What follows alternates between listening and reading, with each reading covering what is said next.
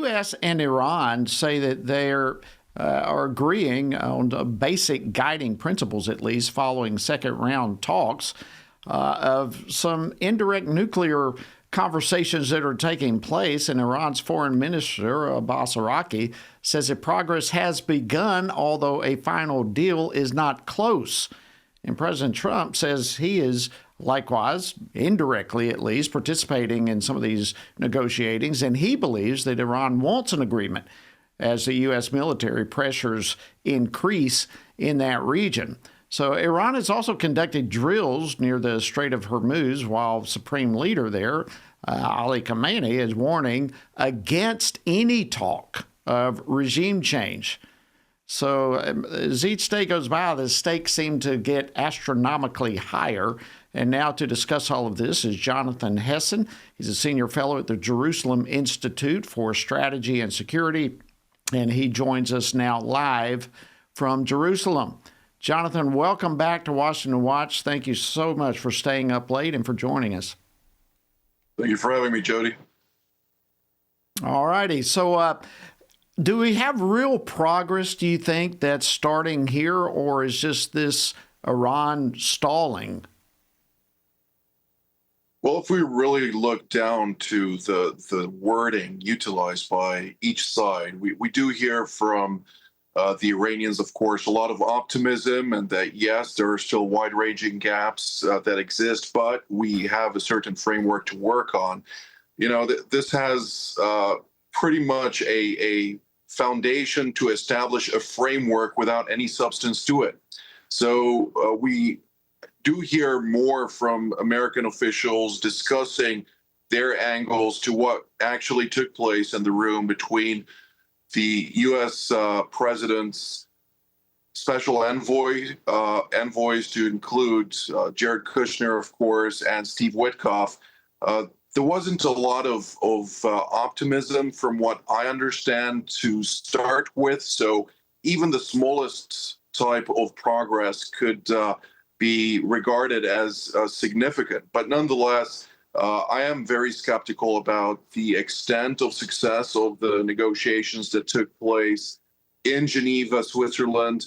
We do hear also the remarks coming out of Tehran by the supreme leader of the tyrannical Ayatollah regime, saying that, they're not going to negotiate about deterrent weapons. They're not going to negotiate about many other aspects related to American demands. So what type of substance is there in the first place?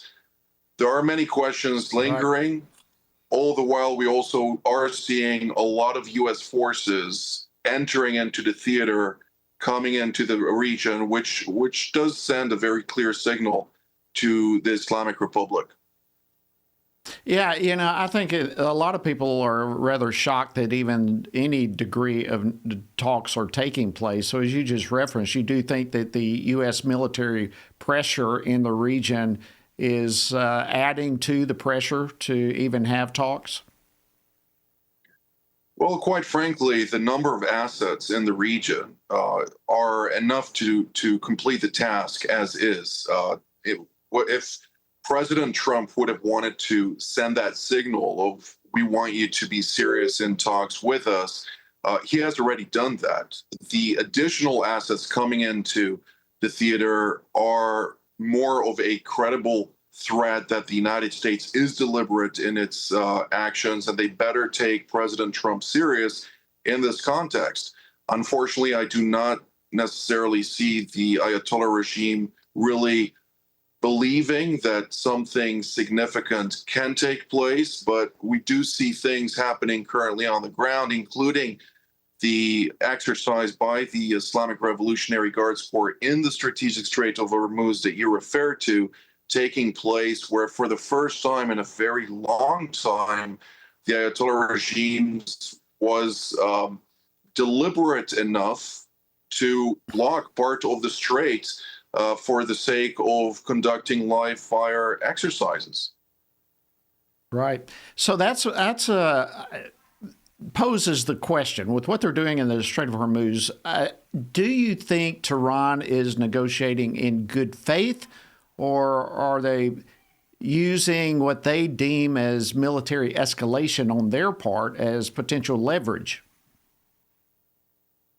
Well, I do not believe that the Islamic Republic has ever negotiated in good faith. They do aspire to achieve a negotiated solution that benefits them rather than the United States. They have not really shown a true desire to come to terms with the defeat that they've sustained during the last 2 years since the atrocious, horrendous attack by Hamas on October 7th of 2023, all the way to the 12-day war, which was launched last June 13th, and then the cherry on top, so to speak, on the 22nd of June, or rather the 19th of June, when President Trump greenlighted Operation Midnight Hammer.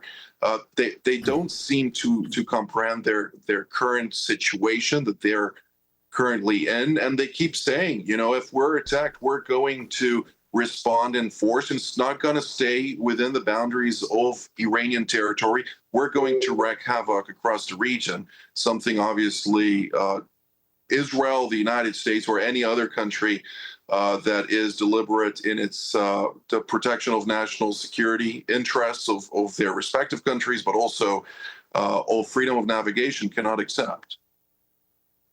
And all the while, Benjamin Netanyahu, prime minister, is saying that the nuclear infrastructure must be totally dismantled, not just stopping enrichment, but dismantled. And of course, that's a hard one for Tehran to swallow. We've only got less than a minute.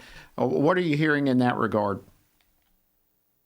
Well, the Iranian president, Masoud Pezeshkian, has already come out and said that they're not going to dismantle their nuclear program. So that is a done deal from Tehran's perspective. Whether or not President Trump, with all the tools at his disposal, can convince the other side that he is being serious and they better follow suit, that's a question to be seen.